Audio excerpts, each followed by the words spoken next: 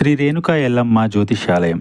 వ్యాపారం, చదువు, ఉద్యోగం, పిల్లలలో జ్ఞాపక శక్తి, రాజకీయం, ప్రేమ, పెళ్లి, సంతానం, భార్యాభర్తల మధ్య కలహాలు, కుటుంబ సమస్యలు, ఆరోగ్య సమస్యలు, ప్రమోషన్, విదేశీ ప్రయాణము, లక్ష్మీ శాంతి, మనశ్శాంతి, భూ వివాదాలు, కోర్టు సమస్యలు, ఆర్థిక ఇబ్బందులు, కళ్యాణ దోషం, భయం, చేతబడి నివారణ, నరదిష్టి, నాగదోషం, చెడు దోషాలకు యంత్రములు ఇవ్వబడును. మరియు ఏ ఇతర సమస్యలకైనా పరిష్కారం చెప్పబడును. స్త్రీ పురుష వశీకరణ చేయబడును. ముఖము చూసి, చెయ్యి చూసి ఏ సమస్యకైనా ఫోన్ ద్వారా జ్యోతిష్యం చెప్పబడును. గురూజీ సంజీవరాజ స్వామి. Phone number 9059468074.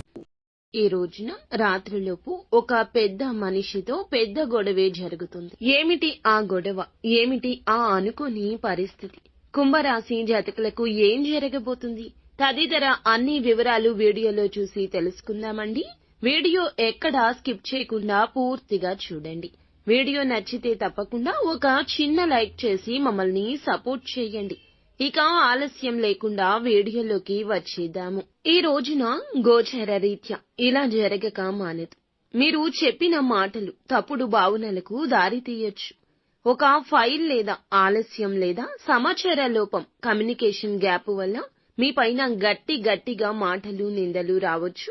మీ యొక్క బాస్ మీ మాటలకు మీరు మౌనంగా ఉండలేని పరిస్థితి కానీ, మాట్లాడితే పరిస్థితి అదుపు తప్పేలా కానీ ఉండొచ్చు. ఇక హఠాత్తుగా ఇంట్లో పెద్దవారితో అభిప్రాయ భేదాలు కూడా రావచ్చు. పాత విషయాన్ని తీసుకొచ్చి ఒక పెద్ద మనిషి మీ మీద అసంతృప్తిని వ్యక్తం చేయొచ్చు. మీరు మౌనంగా ఉంటే కూడా అలసత్వంగా చూపినట్లవుతుంది. అది గొడవకు కూడా దారి తీయొచ్చు. మీ వ్యాఖ్యాన్ని తప్పుగా అర్థం చేసుకున్న వ్యక్తి జనం ముందు గట్టిగా మాట్లాడితే, తిడితే మీ ఆత్మ గౌరవానికి గాయం కావచ్చు.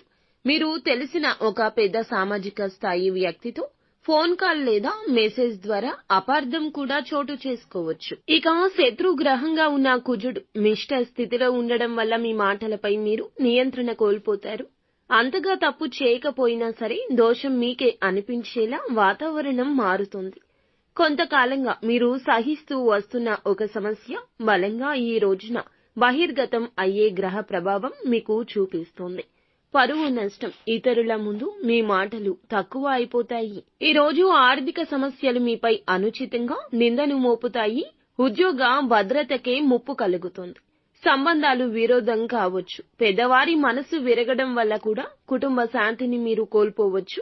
ఈ రోజున మీరు తప్పుగా ఉండకపోయినా, ఆలోచించకపోయినా ఎదురు ఎవ్వరికీ మాట్లాడొద్దు. సమాధానం చెప్పే ముందు 10 క్షణాలు అయినా ఖచ్చితంగా ఆలోచించండి. ఆ తరువాతే సమాధానం చెప్పండి. పరిష్కారం కావాలి అనుకుంటే మౌనం ఒక్కటే మీకు ఆయుధం. సోషల్ మీడియా మెసేజ్ల్లో స్పందించేటప్పుడు 1కి 2 సార్లు ఖచ్చితంగా చదవండి, వినండి. అప్పుడే దానికి రిప్లై ఇవ్వండి. ఈ రోజున మీరు గోమాతకు ఏదైనా ఆహారాన్ని పెట్టండి. గోమాత సేవలో తరించండి. ఇది శత్రువుని శాంతింపచేస్తుంది. అలాగే ఓం సం శనైశ్వరాయ నమః అనే ఈ మంత్రాన్ని ఈ రోజు 27 సార్లు జపించుకోండి. రాత్రి సమయంలో శివుని పటం వద్ద నెయ్యి దీపాన్ని వెలిగించండి. పరమశివునితో ఈ రోజున మీ కష్టాలు చెప్పుకోండి.